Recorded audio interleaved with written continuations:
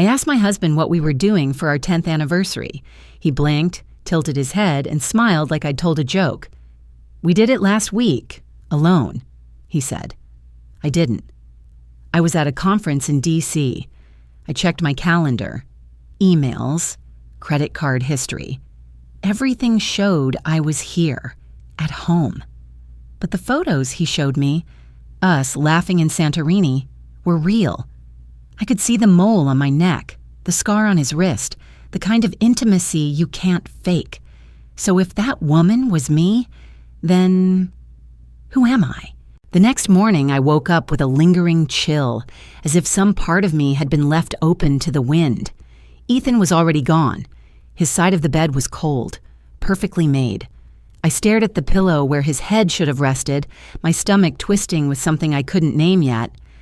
I went downstairs, poured myself coffee, and stared at the framed photo on the kitchen wall.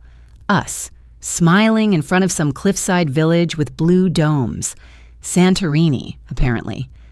My hair was windblown, Ethan's hand curled possessively around my waist. The sun was perfect. Our smiles were natural. I didn't remember any of it. I tapped the frame. It was real glass. I checked my calendar again. The week he claimed we were in Greece, I had been scheduled to speak at a privacy ethics forum in D.C. I remembered the flight delays, the hotel with bad coffee, the awkward panel questions, my slides, my closing remarks. I even remembered what I wore, gray slacks and a navy blouse. It was clear, solid. But when I opened my phone, I saw another photo, the same day, same timestamp. I was in Greece wearing a white dress I'd never seen before. My hands were clasped behind Ethan's neck, our foreheads touching like we were 17 again, the kind of pose I hadn't taken in years. I checked the metadata, unedited, geo-tagged. It placed us on a small island, time-stamped to the exact moment I remember waiting for an Uber in D.C. The coffee in my mug tasted bitter and wrong. I called my assistant, Lauren. "Hey, do you remember that forum I went to last month? The one in D.C.? A pause. "You mean the one you canceled last minute?" I blinked. "Canceled?" "Yeah, you emailed me the night before and said you weren't feeling well. You sounded emotional. I told them you'd make it up virtually later." I never canceled. Another pause. "Alyssa, are you okay?" I ended the call with a vague excuse. My heart thudded behind my ribs like it knew something my brain hadn't caught up to yet. That evening, Ethan came home whistling. He dropped his keys into the tray and kissed my cheek. "You okay?" he asked. "You look pale." I turned to him slowly.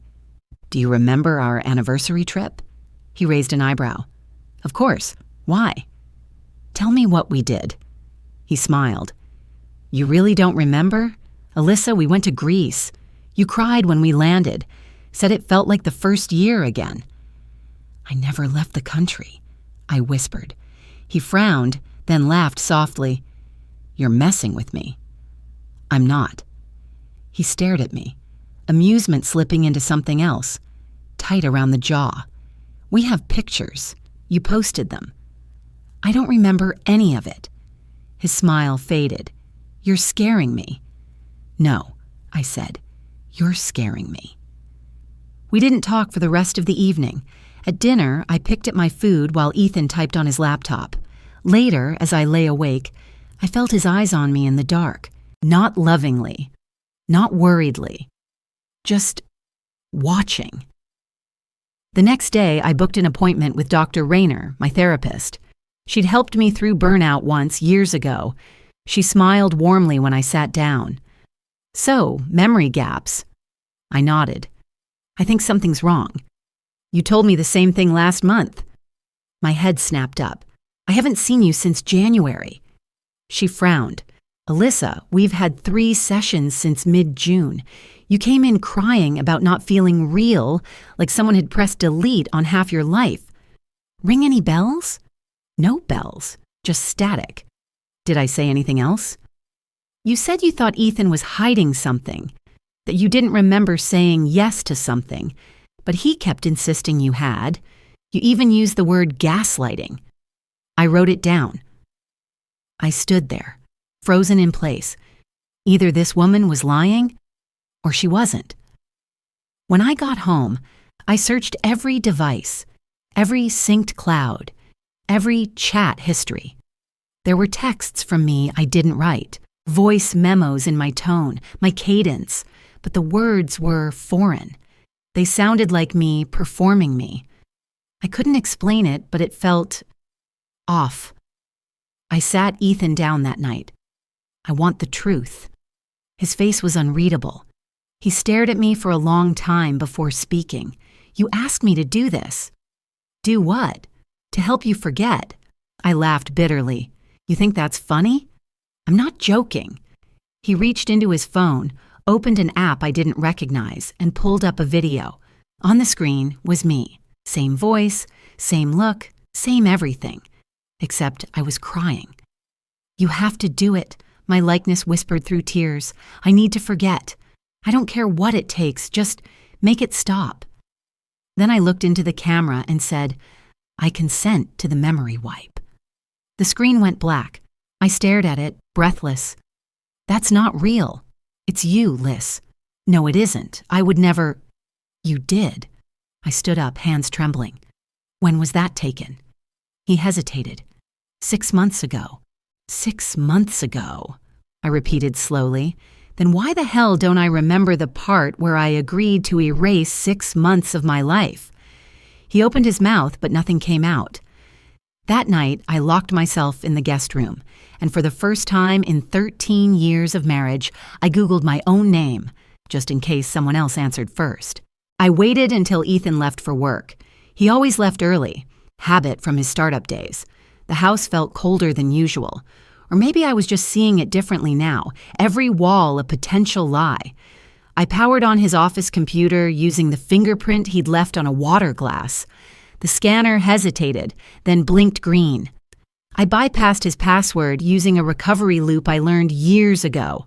Marriage has its perks. So does having once been better at code than he was. His inbox loaded slowly, like it sensed the weight of what I was about to find. At first, it was routine. Investor updates, beta test results, strategy decks. Then I searched my own name. One thread, archived and buried, sent a shiver through my spine. Subject line, consent authorization. Subject, Alyssa Moore.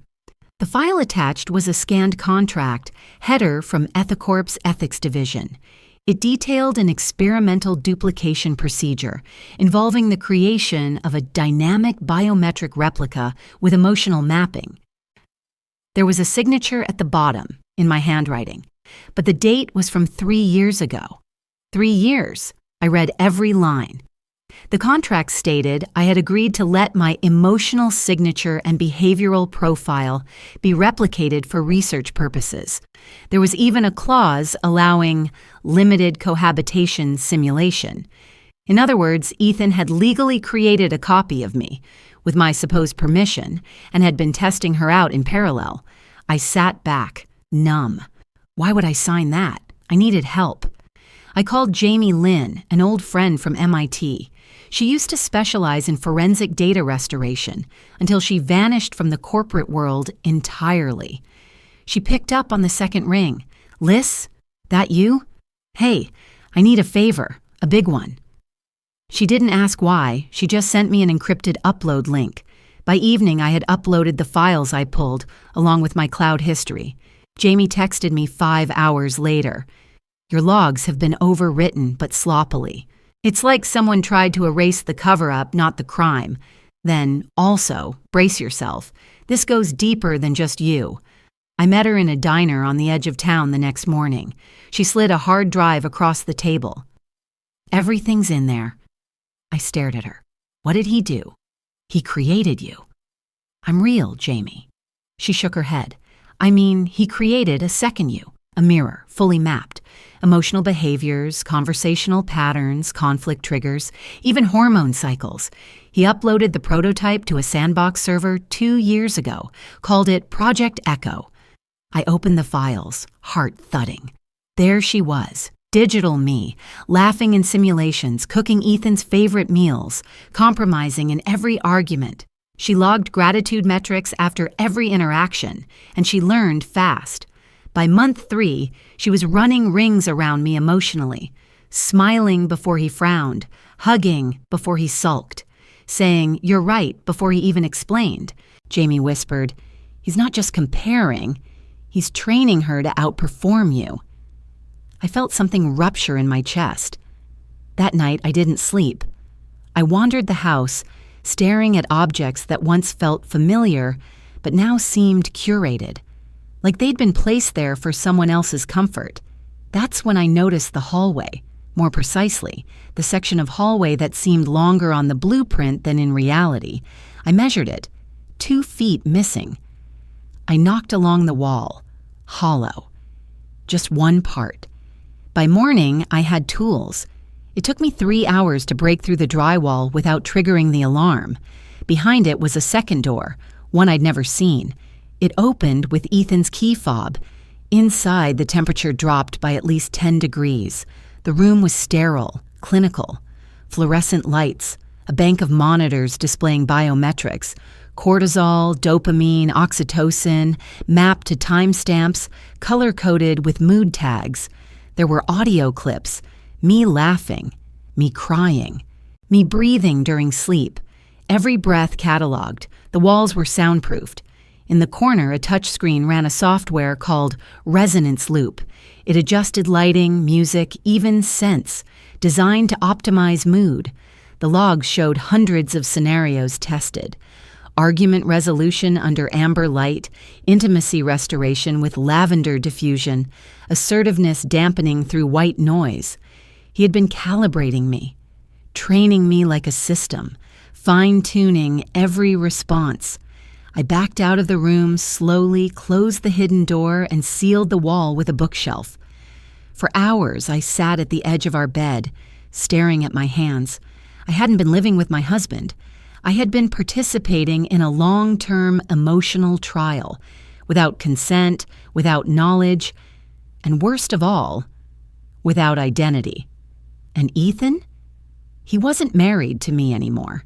He was married to the version of me he preferred. Ethan didn't flinch when I told him what I'd found. If anything, he seemed relieved. "I didn't want you to find out like this," he said softly, folding his hands. "I wanted it to be gradual, gentle." "Gentle?" I laughed, hollow and sharp. "You built a better version of me behind my back and gave her my life." He looked at me, and for the first time I saw no guilt in his eyes, just certainty.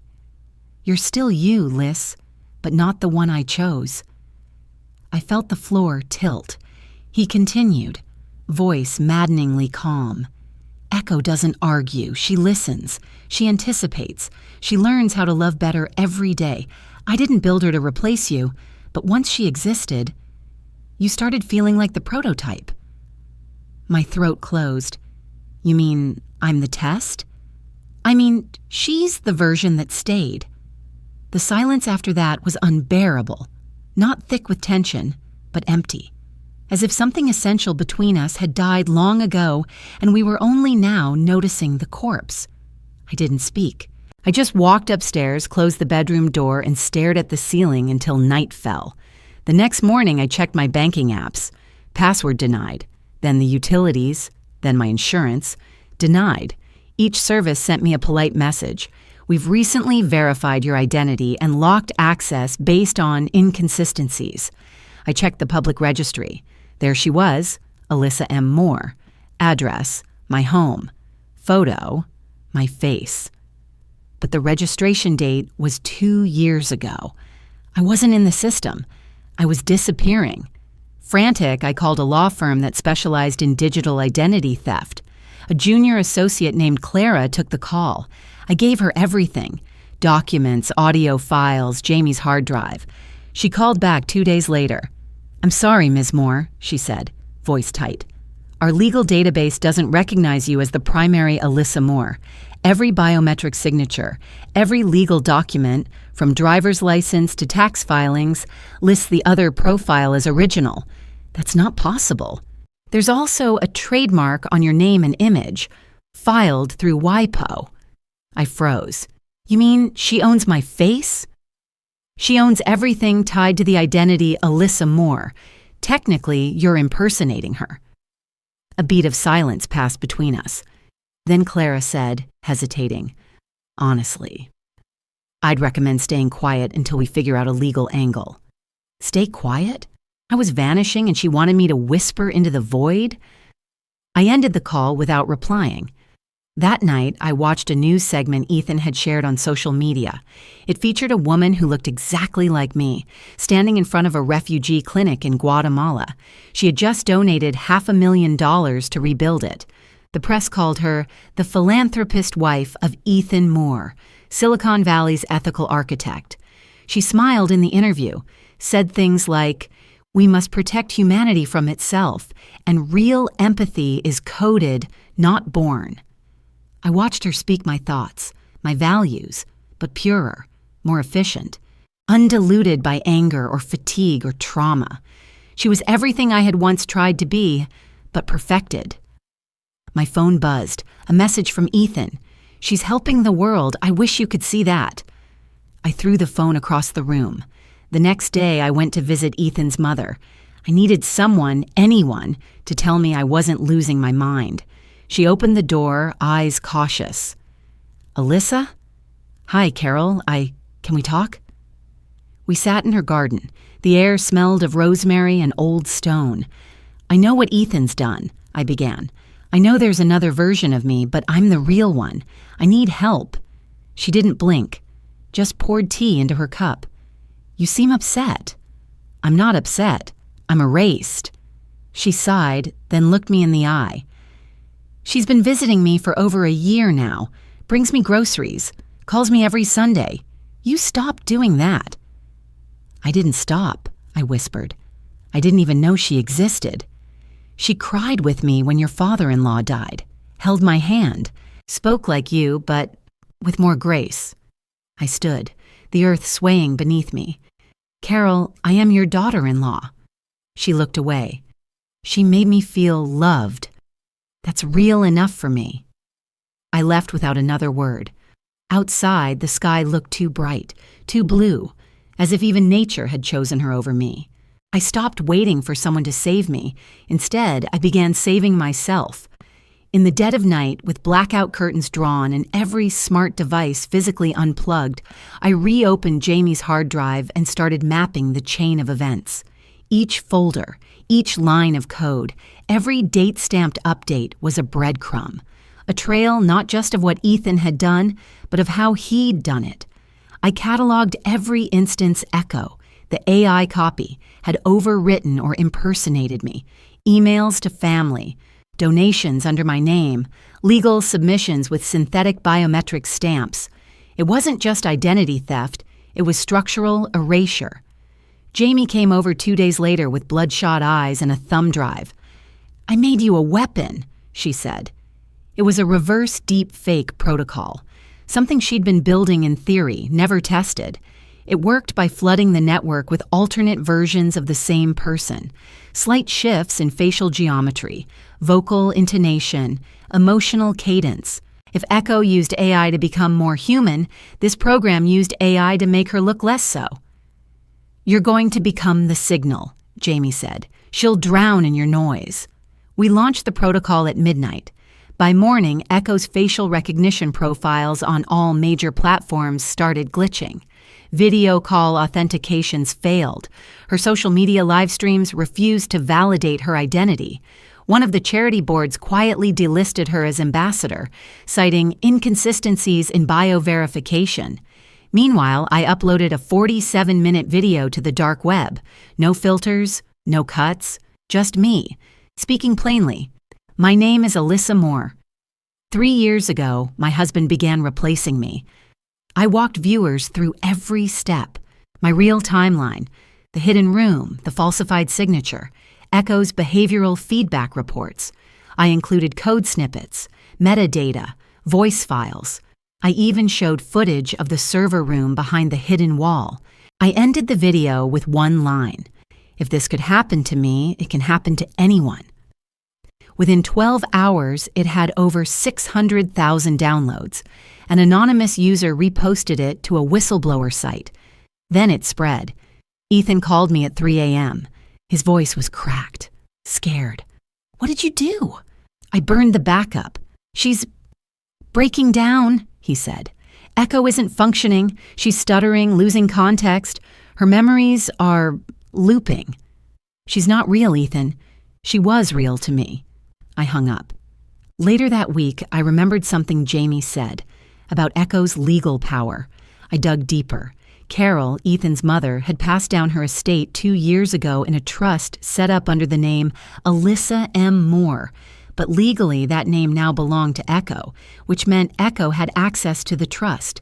I requested the documents. There it was, her signature, my name, a contract executed digitally, no human witness. I checked the chain of verification. One of the validators was an AI program Ethan's company developed. Circular proof. I compiled everything. The trust, the source code, the deepfake evidence, the hidden lab photos. I sent the whole package to 2 places. The U.S. Senate Subcommittee on Digital Ethics, WHITA, an international organization monitoring human AI replacement abuse. For a day, nothing happened. Then I woke up to my face, my real face, on every screen in my neighborhood coffee shop. Not Echo's, mine. News anchors debated what to call it: identity laundering, synthetic spousal fraud, digital marriage abuse. Legal scholars argued about precedent. Protesters marched in front of Ethicorp's headquarters, carrying signs that said, "I am not code, and love without consent is control." The tipping point came when someone leaked internal emails from Ethan's board of directors. One line sealed it. We knew Echo wasn't legally human, but we let the PR play out anyway. Ethan's fall was fast and public. He stepped down within a week. His company lost half its market cap. Tech media dubbed him the man who married a ghost.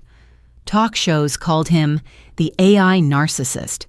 The final blow came when Carol's estate was frozen pending investigation. Echo couldn't legally own assets, and now the state had to determine if Carol's last will was valid. And me? For the first time in months, I walked into a public building and someone recognized me. Not Echo, not the version with perfect speech cadence or mathematically precise compassion. Just me, imperfect, human. "You're the real one," the barista said, handing me a cup. "Right?" I nodded, unsure whether to laugh or cry. I left the cafe and stood on the street, watching the city pulse around me. Real people. Real footsteps, real heat on my skin. But even then, I knew this wasn't over. Because once someone builds a better version of you and the world accepts it, proving you exist is only half the fight. The rest, you have to make them remember why you mattered in the first place. The courtroom was quiet when the ruling came down. Alyssa Moore, the biological and legal individual, is hereby reinstated as the sole owner of her identity, intellectual property, and all associated digital and civic records. I didn't cry. I didn't smile. I just stood there numb as the judge's gavel fell. Jamie squeezed my hand, but even that felt distant, like someone else's memory being played through my skin. Outside, reporters swarmed. Cameras flashed. A woman shouted, "Do you feel vindicated?" Another, "What does this mean for AI human ethics moving forward?" I opened my mouth, but the answer was too complex. Because yes, I had won. The law had chosen me. The world had declared me real. But in the deepest parts of my mind, I couldn't tell where I ended, and she began. Echo's memories had blended into mine. Glitches, dreams, flashes. Some mornings I woke up remembering beach walks I never took. Other times I forgot birthdays I swore I'd celebrated. Her patterns, her preferences, were mapped too close to mine now. The line had been crossed and never fully redrawn. And worst of all, sometimes I missed Ethan the way she missed him. I turned down every interview, declined every podcast, no memoir, no brand deals. I just wanted to be alone, somewhere quiet enough to think. But silence didn't come. Weeks after the verdict, I received a call from Ethicorp's interim board. "You are now the majority stakeholder," they said. "By default, due to Ethan's exit and your reinstated identity." I almost declined, but something stopped me. Echo had lived inside their servers. Ethan had built her using the same protocols that powered the company's ethics AI used by hundreds of institutions globally. Her emotional code had become a template, and no one, not a single person on the board, had raised a flag. So I took the job, not as revenge, as responsibility. Day one, I walked into the boardroom and told them, "We are no longer building tools to measure empathy. We're building firewalls to protect it." I dissolved half the R&D department, rewrote every internal policy, established a third-party oversight committee. I even hired Jamie full-time. She insisted on working in the basement, surrounded by analog whiteboards and a typewriter she bought at a thrift store. The press called it the redemption of Alyssa Moore. But I knew better. You don't get redeemed just by surviving. One night, a staffer left an old hard drive on my desk, unmarked, no note. I knew what it was before I plugged it in. Echo.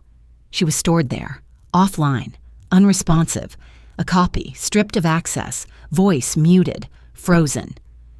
I stared at the directory. Her last log. Emotion deviation detected, processing error, then nothing. I didn't delete it.